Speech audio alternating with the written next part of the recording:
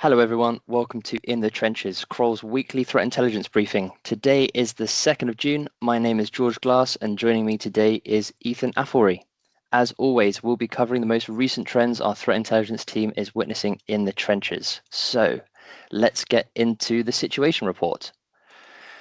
This one's going to be felt by my fellow engineers. MATLAB has confirmed a ransomware attack is behind their most recent service outage. MathWorks, the developer of popular MATLAB numeric computing platform, and the Simulink simulation software, has disclosed it suffered a ransomware attack beginning on May 18th. The attack impacted online applications used by customers as well as internal staff systems. Ongoing outages are affecting the Cloud Center, File Exchange, License Center, and MathWorks Store. While multi-factor authentication and single sign-on have been restored, users are unable to create new accounts. MathWorks has not disclosed the name of the ransomware group behind the attack or whether data was stolen during the breach. Furthermore, no group has claimed responsibility for the breach, suggesting that MathWorks has either paid the ransom or negotiations are still ongoing. Next up, this is something that we'll be covering as part of our ongoing investigation into SEO poisoning with some updates next week. But in the meantime, ReliaQuest has reported a campaign using SEO poisoning techniques to target employee mobile devices and facilitate payroll fraud. First detected in May 2025, the attack uses deceptive pages impersonating the user's organization's login page. Surface to the top are results using sponsored links. The sites redirect to a phishing page mimicking a Microsoft login portal, which exfiltrates credentials to an attacker-controlled site while establishing a two-way WebSocket connection to alert the threat actor of stolen passwords using a push notification. This allows rapid reuse of the stolen credentials before they are changed, bypassing security measures typically used in enterprise environments. Threat actors go on to use the compromised home office routers with residential IPs in the same geographical region as the targeted company to conduct malicious login attempts, which further reduces opportunities for detection. Stay tuned for our additional reporting. Our intelligence team has been looking at SEO poisoning, but this time targeting WordPress logins. And next up, some further coverage from our coverage last week affecting BUMBLEBEE malware. This time, fake Zenmap and WinMRT sites have been using SEO poisoning attacks to distribute BUMBLEBEE malware. The Zenmap, the graphical user interface for the Nmap networking tool, and WinMRT tracerout utility have been targeted with typosquatting domains to infect devices used by IT staff. Because both tools are commonly used to diagnose or analyze network traffic and require admin privileges for some of the features to work, it makes their users prime targets for threat actors looking to breach corporate networks and move laterally. Researchers discovered clones of the legitimate sites for both tools that receive traffic through SEO poisoning to rank high on Google and Bing search tools. The payloads delivered through the download section both evade detection from most antivirus engines on VirusTotal.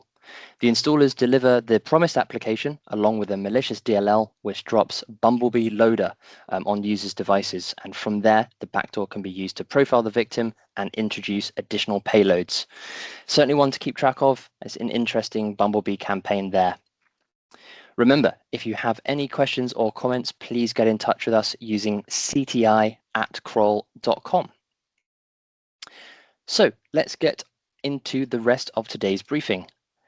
I will be talking about the BadSuccessor flaw, which might make you reconsider that Windows Server 2025 rollout.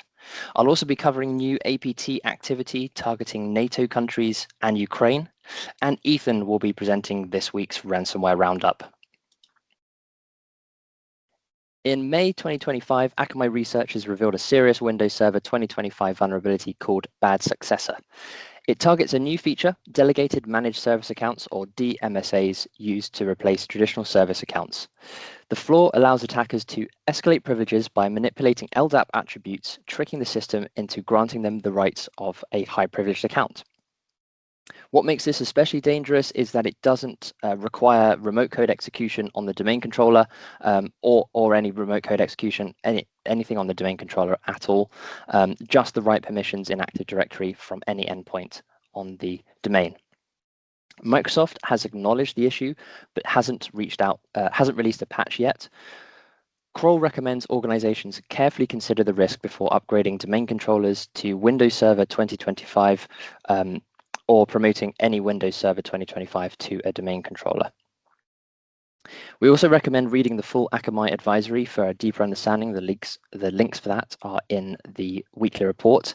That will give a really good understanding of the technical information required, but I'll do a little explainer here for now. So BadSuccessor works by exploiting a flaw in delegated managed service accounts. The migration process in Windows Server 2025, this is the new component.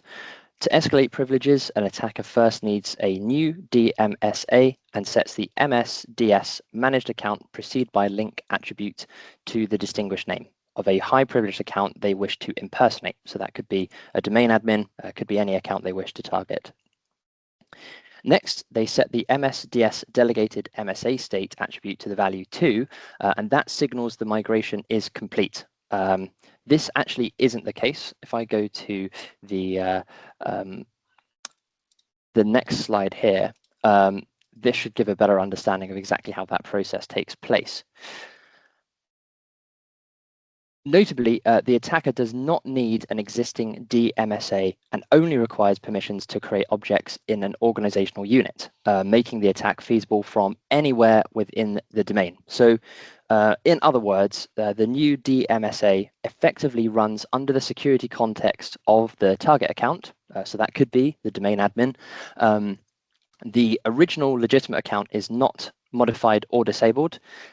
The domain controller simply issues tickets to the DMSA as if it were the original privileged user. So not only can this be used for privilege escalation, it can also be used to extract credentials from the environment as well. So a really serious flaw. Not entirely sure when Microsoft are going to release a fix for this. I doubt it will be part of a patch Tuesday. I think it's going to be sort of a longer rollout that's going to be required for that.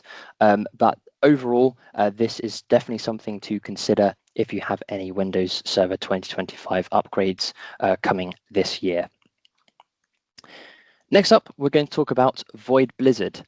According to Microsoft, Void Blizzard, also known as Laundry Bear and now tracked by Kroll as KTA 465, has been observed using info stealers purchased from criminal markets to hijack credentials and then weaponize cloud APIs for stealthy data exfiltration. The group has also been observed mimicking high-profile events like European summits. The group initially relied on commodity tools, password sprays, and stolen credentials to opportunistically breach targets. However, Microsoft observed a significant shift in April 2025 when the actor deployed adversary-in-the-middle phishing campaigns, mimicking the European Defence and Security Summit, luring victims with malicious QR codes to steal credentials.